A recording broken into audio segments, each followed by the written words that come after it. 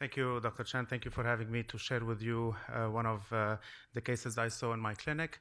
My name is Sfeir. As Dr. Chen mentioned, I am a geriatric fellow here at Rochester. I completed an endocrine training prior to my geriatric fellowship. And if you haven't heard enough about osteoporosis, this is last call. Dr.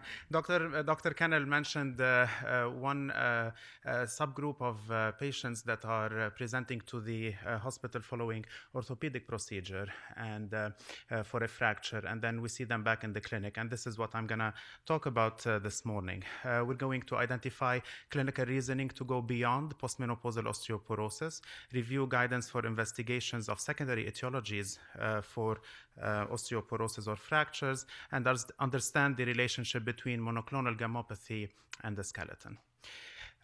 This is a 69-year-old woman. I'm seeing her following a recent distal femur fracture after she was discharged from the orthopedic service in the hospital. It was in the summer of 2017. She had a 10-year-old neighbor who was helping her in the yard.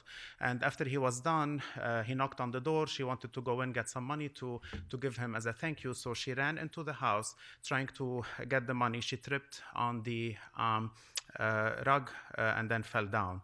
She broke her leg just above the knee at the site of her previous knee replacement hardware. And this is the displaced comminuted fracture that she sustained just by falling from standing height onto the carpet. She had plates and rod placement shortly after, and then was discharged home and is currently undergoing physical therapy. She had not had any fractures in her adult life prior to this one. She did fracture her forearm when she was in third grade.